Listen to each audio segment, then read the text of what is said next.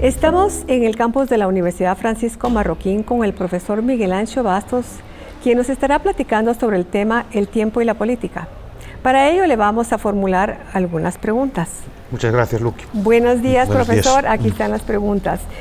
La primera, el tiempo y política, ¿de dónde emana el debate de la preferencia temporal del tiempo? Originalmente es un debate que proviene de la economía, ¿verdad? Es un debate que proviene de la economía cuando se estudia, por ejemplo, la teoría del capital, en el sentido de que el ahorro o la capitalización requiere de una preferencia temporal determinada, en el sentido de que sacrificamos necesidades presentes por necesidades futuras. En esa medida, por ejemplo, toda la teoría del capital, toda la teoría de interés tiene relación con la preferencia temporal, pero también tiene un origen sociológico. Algunos sociólogos como Banfield o algunos antropólogos introdujeron el concepto de preferencia temporal, en el sentido de analizar los comportamientos sociales, en qué medida las sociedades y el proceso de civilización depende de la relación entre satisfacción inmediata de necesidades o preterición de las mismas en el tiempo. Banfield, por ejemplo, en La ciudad en discusión, analiza muy bien ese tema. Incluso distingue las clases sociales en relación a la preferencia temporal. Muy bien, muchas gracias. La siguiente pregunta dice, ¿existe una relación entre economía y tiempo y política y tiempo? Claro. En el sentido de que las sociedades, tanto políticas como las economías, pueden verse determinadas por el concepto de tiempo. Cuando hablamos de capitalismo, por ejemplo, un sistema económico capitalista implica siempre alguna acumulación previa de capital, pero el capital, ¿cómo se acumula? El capital siempre deriva de la preterición de consumo, es decir, necesita ahorro, necesita que no consumamos todas nuestras rentas, todos nuestros bienes a día de hoy y que guardemos algún bien para el futuro. Ese bien preterido o gastado en el futuro se capitaliza y se invierte a través de instituciones capitalistas, bolsas, mercados, sistemas de seguros, sistemas de compensación. Todo ese tipo de sistemas permite trasladar en el tiempo el consumo y permite disfrutar de mayor consumo en el futuro, porque ese ahorro permite financiar todo tipo de industria, todo tipo de empresas, todo tipo de bienes que sirven para producir más bienes en el futuro. Y en la política pasa lo mismo. En la política, determinadas políticas, sobre todo, afectan al tiempo y son afectadas por el tiempo. Por ejemplo, todos los sistemas democráticos, en la medida en que se vota cada 4 años, devienen en que las políticas que son llevadas a cabo tienen un horizonte temporal limitado. Entonces, de cara, por ejemplo, a tener la reelección de un político, hay que pensar en que el beneficio de la política pública que estamos llevando a cabo hoy tiene que verse antes de los 4 años, si no después no vale de nada. Y, por ejemplo, determinadas políticas, pues ya hablaremos después, la inflación, las políticas de previsión social, afectan sustancialmente la visión que tiene la sociedad del tiempo e influyen también en su tasa de capitalización. Es una correspondencia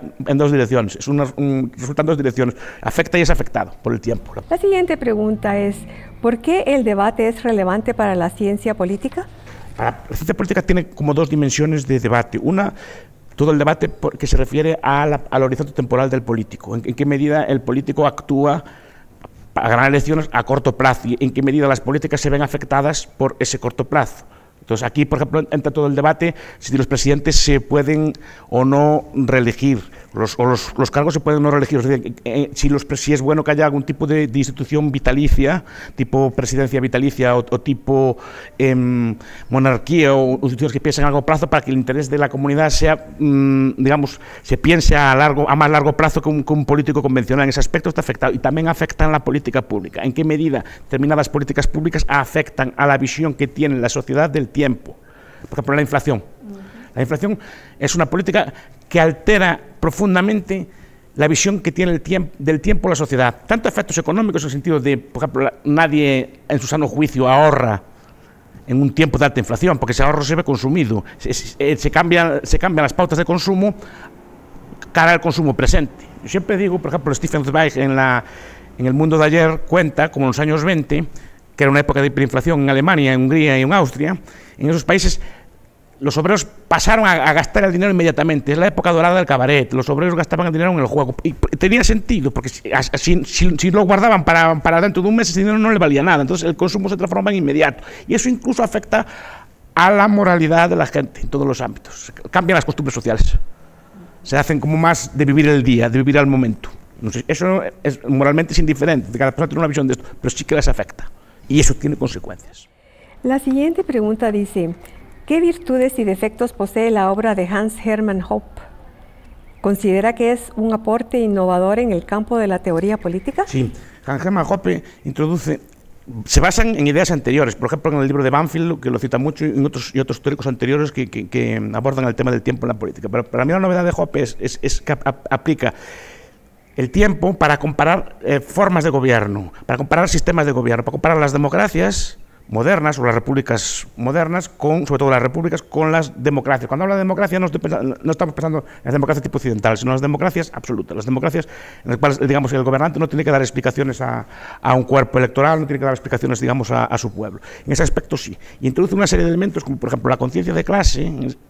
Introduce, por ejemplo, elementos de tiempo, en el sentido que la democracia piensa a corto plazo.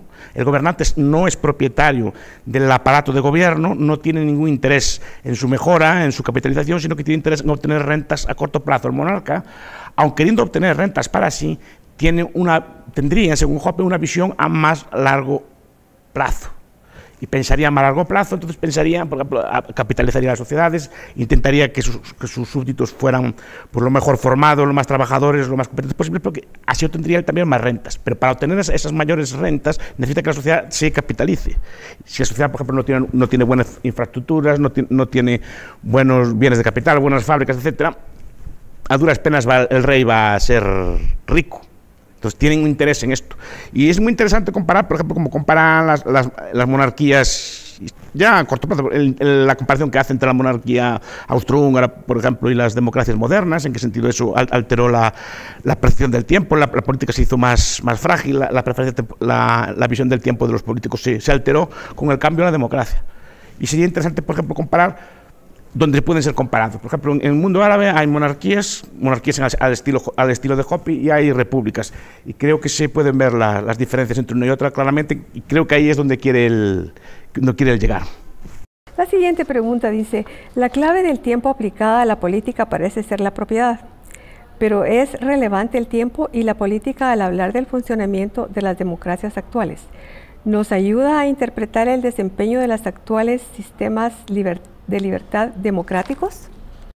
Sí, nos ayuda, en el sentido que el político está pensando siempre cómo ganar las próximas elecciones, y sus políticas, lo dicen muchos históricos del Pablo, están orientadas o son miopes temporalmente.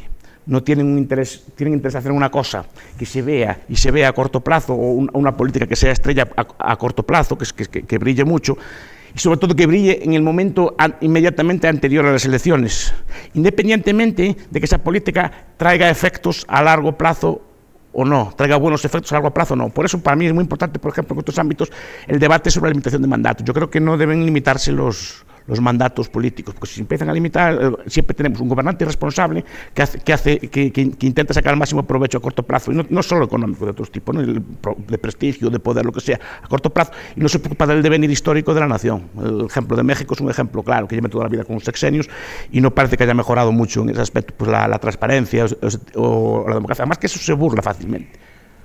Pero es la idea de que hay que pensar a largo plazo, y determinadas inversiones, determinadas cosas solo se pueden pensar a largo plazo. Plantar un árbol, por ejemplo, no se ve a corto plazo, se ve a largo plazo. Los reyes plantan árboles, no sé quién, un teórico decía, los reyes plantan árboles y las democracias los cortan. Es una metáfora, ¿no? Pero es la idea de que la democracia piensa a corto plazo en sacar la renta posible, y el rey, en cambio, tiene un interés en los árboles, que aunque no los ve ahora, sabe que él, dentro de 20 años, va a disfrutar de esos árboles, o incluso sus hijos podrán disfrutar de esos árboles. Muy bien. Tenemos la última pregunta que dice: ¿por qué dicha preferencia temporal es un problema? Por lo que estábamos diciendo ahora. Si yo hago inversiones solo a corto plazo,